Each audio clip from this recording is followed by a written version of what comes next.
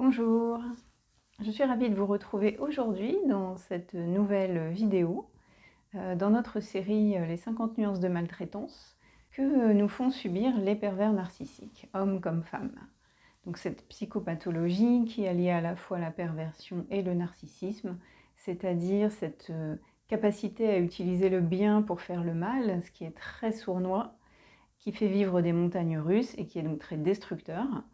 C'est l'objectif, et à la fois aussi donc du narcissisme, c'est-à-dire que toute action, toute pensée, toute situation est finalement analysée pour remplir les intérêts du ou de la pervers narcissique.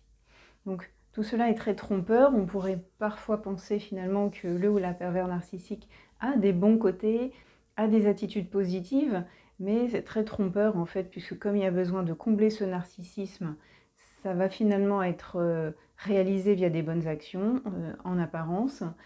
Et puis comme il y a l'envie sadique de jouer avec sa victime, et bien finalement tout cela est très pervers. Donc aujourd'hui, ce que je vous propose de voir dans cette série des 50 nuances de maltraitance, c'est cette propension à faire l'enfant. Ce qui peut donc être très fourbe, très trompeur. Donc la première caractéristique dont est affublé le ou la pervers narcissique, c'est une très grande immaturité, une tendance à la désinvolture. Ça peut prendre la forme par exemple d'aller en clientèle et de séduire le client pour un projet, ou un prospect pour qu'il devienne un client. Et c'est vraiment toutes ces phases-là qui vont plaire au ou à la pervers narcissique, et tout le reste du projet finalement ensuite n'intéresse plus. Donc ils ont vendu du rêve, ils ont converti, et après ils se désintéressent. Et ils laissent, on va dire, la patate chaude aux équipes. Et ça c'est tout à fait immature finalement. C'est je me fais plaisir dans les actions qui m'intéressent, et ensuite je ne m'occupe pas finalement de la réalisation du projet. Et de manière tout à fait désinvolte, hein, tout ça. C'est voilà, après j'ai passé la main aux équipes, et eux ils sont pas foutus de faire ce que j'ai vendu chez le client. Moi je me casse la tête à ramener des clients, et eux qu'est-ce qu'ils font? Ils font pas le job. Une autre attitude tout à fait du coup immature et désinvolte, lorsqu'ils font faux bond, ils vont souvent dire c'est pas moi, c'est pas de ma faute, je peux pas faire autrement. Comme si finalement il n'y avait pas le choix. Ça aussi c'est très immature. Or, en fait, ils avaient le choix, par exemple, d'aller aider leur maman, on va dire cette raison qu'ils vous ont invoquée pour ne pas venir vous aider, et ils pouvaient agencer leur emploi du temps, par exemple, ou de moins ils pouvaient y réfléchir. Là, non, ils vont avoir choisi de ne pas vous aider, et ils vont vous dire c'est pas moi, c'est pas de ma faute, j'ai pas le choix.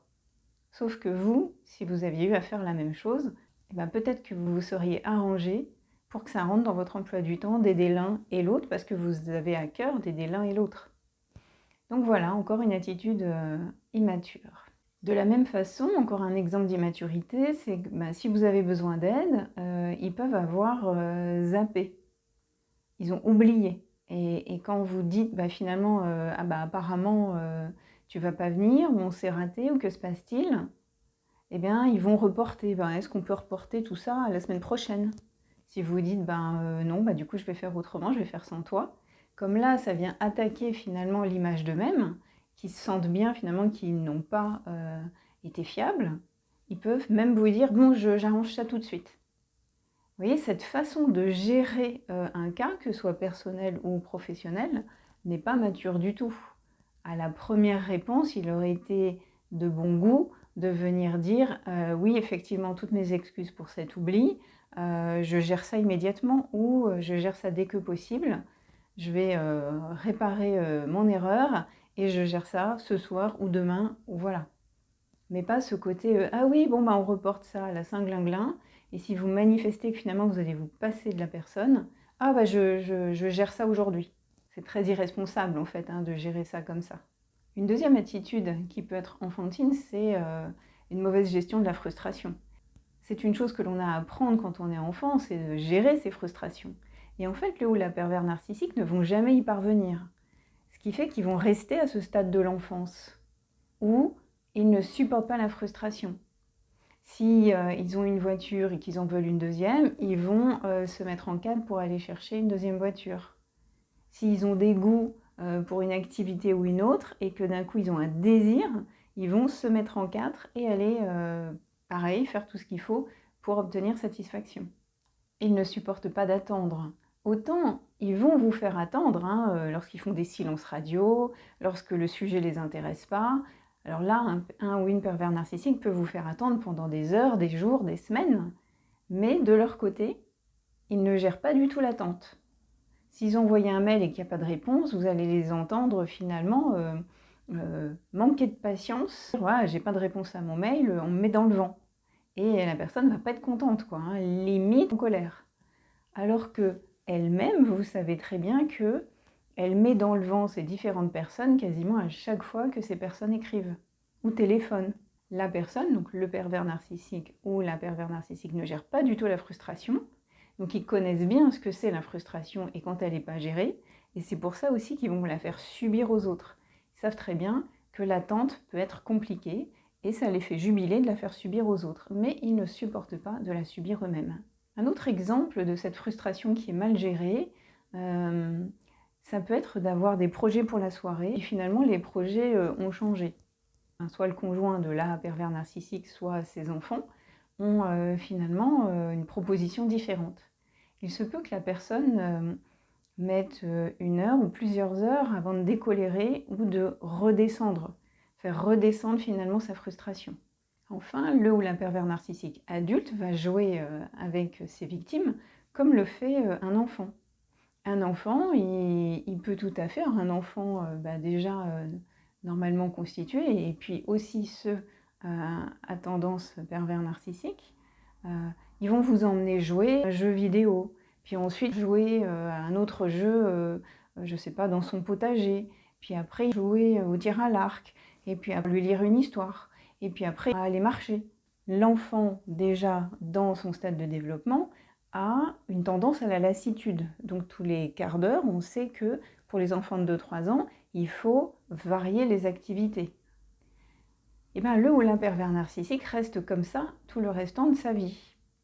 Donc dans ses projets d'adulte, s'il a envie de vous embarquer sur un de ses projets, donc restons dans du matériel, sur de l'immobilier par exemple, qu'il a repéré un appartement à son goût, eh ben, il va vous embarquer dans son projet, vous impliquer, vous obliger et vous faire subir toutes ses recherches, tous ses désirs. Et puis si à un moment donné, le désir s'en va d'ailleurs, parce qu'il se lasse de ce projet, hop, il va vous laisser planter là comme ça, et il sera passé à autre chose, comme un enfant frais, de passer d'un jeu à un autre. Et comme les enfants, quand ils jouent avec vous, bah, c'est eux qui choisissent le jeu, c'est eux qui choisissent le terrain, qui choisissent la partie, les joueurs, la durée, les règles du jeu. Et ça, ben vous ne le savez pas que c'est lui qui établit tout ça, souvent dans le jeu entre adultes. Par contre, un enfant, vous le voyez faire, qui vous impose les règles. Et quand il n'a plus envie de jouer, il arrête. Et puis après, il reprend. Si vous jouez avec l'enfant, c'est lui qui va choisir finalement vos joueurs, vos jouets. Et il va en changer s'il voit que vous l'appréciez ce jouet. Il va vous en mettre un autre qu'il aime moins. Et puis si vous faites semblant de bien aimer ce jouet, ben, il va vous en mettre un autre pour que vous l'aimiez moins.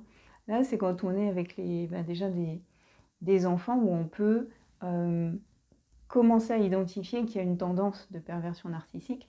Et c'est bien de l'identifier pour pouvoir travailler dessus et faire que toute la perversion puisse diminuer et aussi tenter d'expliquer ce que c'est l'empathie pour que peut-être en goutte à goutte, ça change. Donc voilà, ça c'est ce que je fais aussi auprès de certains enfants. Et voilà, c'est un travail ardu, un travail conjoint avec la famille. Et sans dire forcément des termes désagréables, ça permet de bien faire diminuer des comportements de perversion narcissique chez certains ou certaines adolescentes et adolescents. Comme les enfants, le ou la pervers narcissique aime avoir des jouets, plein de jouets, et que ça change, que ce soit varié.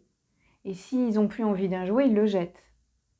Et ce jouet va rester jeté longtemps, et puis si quelqu'un est intéressé par ce jouet, il ne va pas vouloir qu'on lui prenne. Il va d'un coup avoir envie de nouveau de rejouer avec ce jouet. Et bien de la même façon, le ou la pervers narcissique adulte va faire pareil avec ses jouets.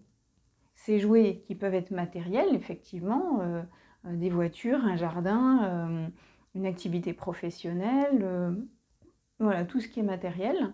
Et bien évidemment, pareil avec ces jouets humains. qui sont ses victimes. Et c'est ainsi qu'ils aiment diversifier leurs jouets. Donc ils peuvent avoir donc, des victimes, encore une fois, dans le huis clos, donc au travail. Leurs enfants peuvent être leurs jouets, une compagne, une ou plusieurs ex-compagnes, et ainsi de suite. Ça peut aussi être des frères, des sœurs. Je travaille avec différentes personnes, y compris des médecins qui peuvent avoir des tuteurs pour différentes raisons et qui sont bien embêtés avec des personnalités manipulatrices. Donc le ou la pervers narcissique a besoin de jouets diverses, de catégories différentes et de pouvoir s'amuser voilà, sur différents plans avec tous ces jouets. Se lasser de certains jouets, donc certains humains, et les délaisser. S'il a envie de revenir auprès d'eux, il peut revenir vraiment très proche. Et comme me partageait il n'y a pas longtemps une jeune femme quand je lui parlais de messages où effectivement ils peuvent vous insulter ou vous dire adieu définitivement, plus jamais on se reverra. Et 1 heure plus tard, ils vous écrivent un message en disant coucou, ça va. Et cette jeune fille me disait mais c'est exactement ce qu'il m'a fait la semaine dernière. Une pluie d'insultes et 1 heure plus tard, coucou, ça va. Et ça, c'est ce comportement enfantin où il peut y avoir finalement un changement d'humeur comme ça assez rapide.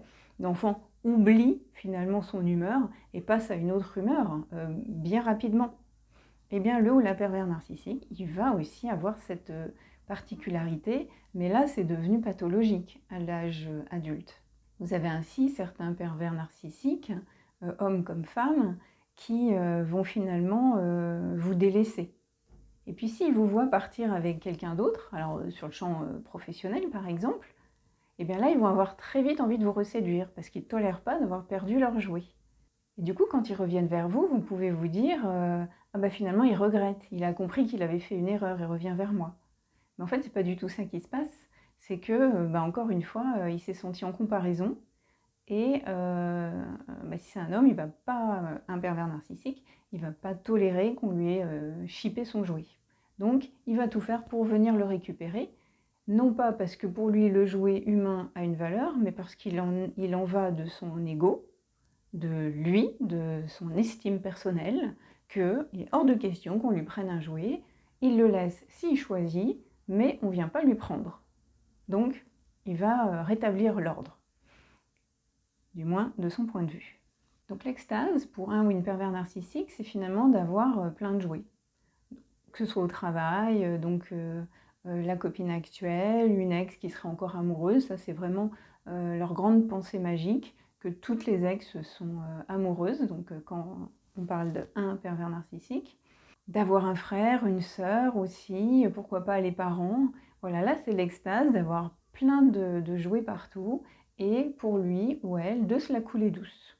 Vraiment, d'avoir tous ces jouets mais que ces jouets ne dérangent pas. Ce ne sont pas les jouets qui doivent influer sur sa vie, c'est lui qui influe sur la vie des jouets. Comme un enfant, le ou la pervers narcissique va avoir une tendance à la tyrannie, à l'exigence, au tout de suite. J'entends ici au cabinet effectivement ce côté on exige, on attend d'eux, on pose des ordres, on va parler de manière impérative, on va avoir des tons de désaccord.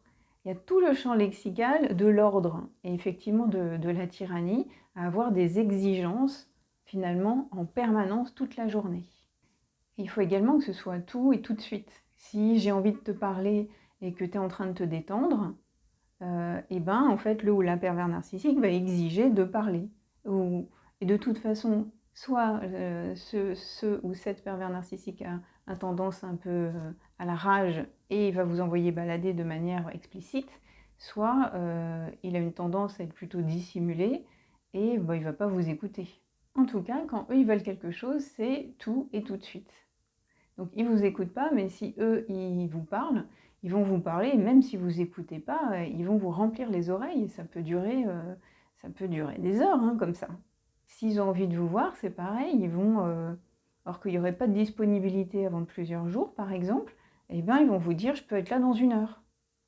C'est vraiment quelque chose qui leur plaît aussi, hein. Plus vous êtes indisponible, plus ils vont faire le forcing pour essayer de vous voir.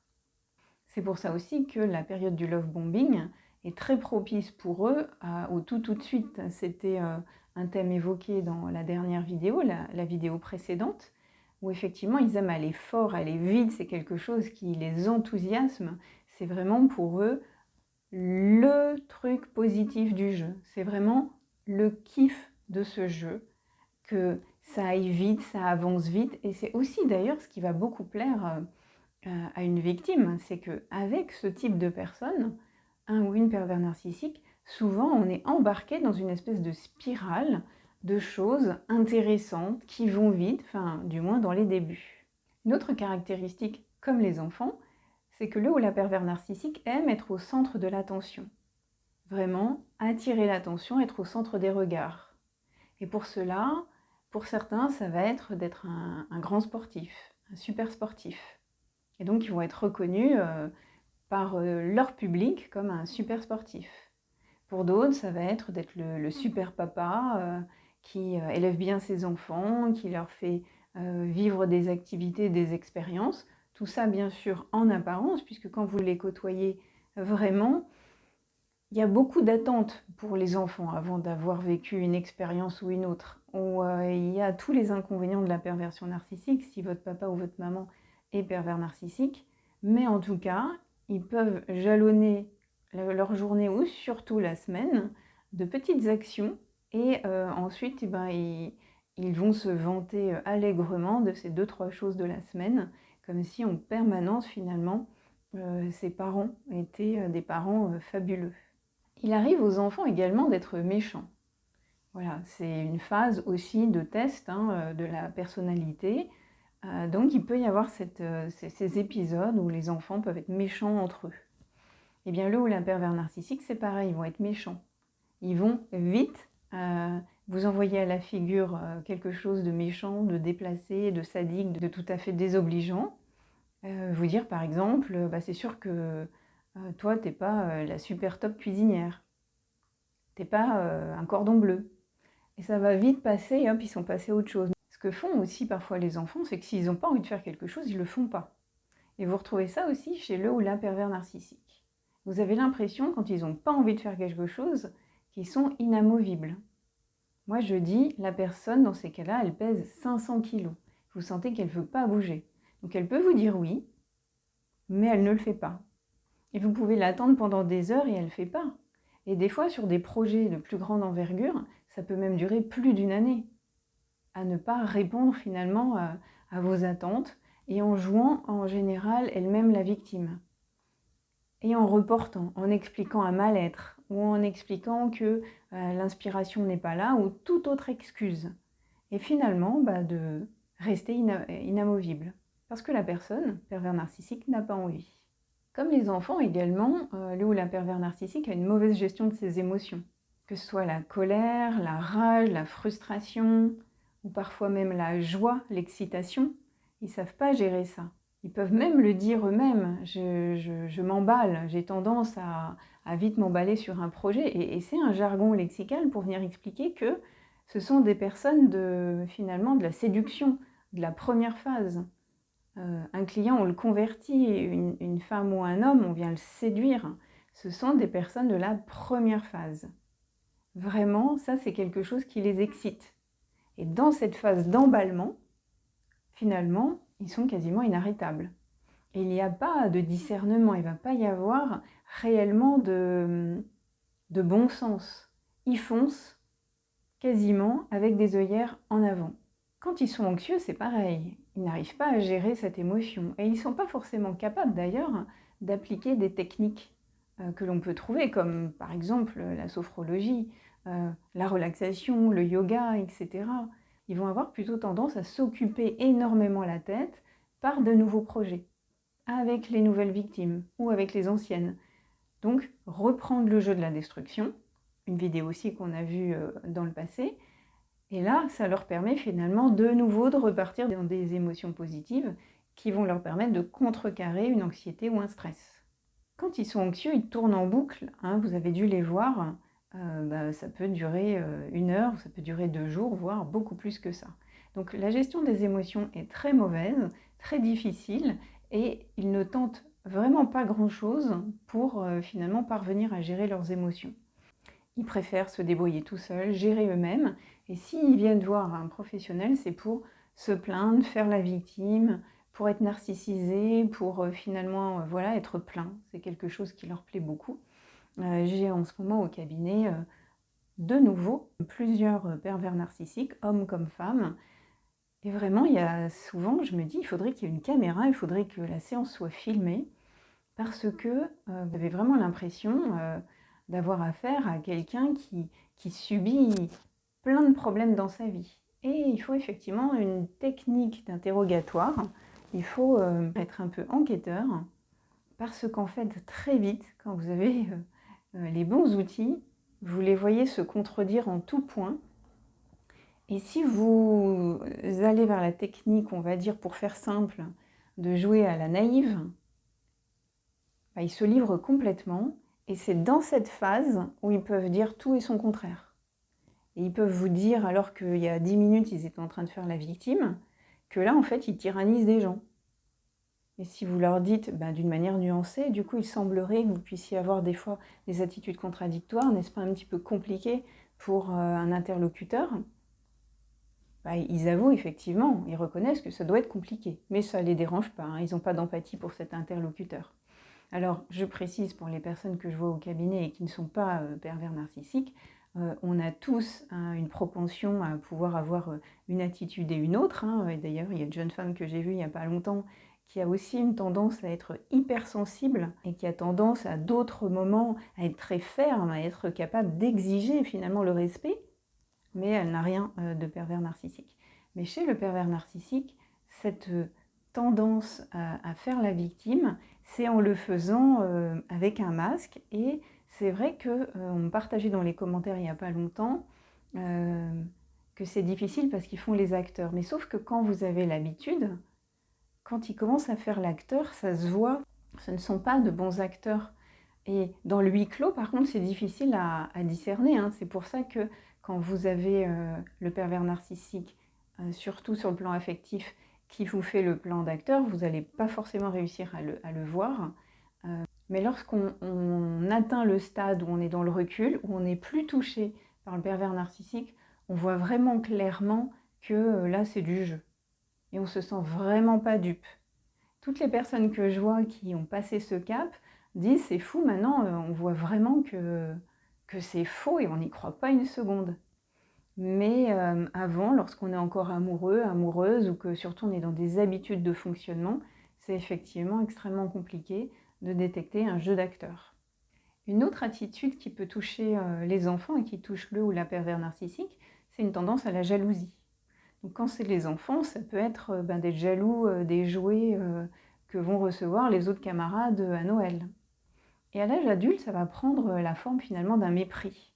Ils vont mépriser toutes les autres personnes qui ont mieux, qui réussissent mieux, qui font quoi que ce soit de mieux, de différent, qui se distinguent.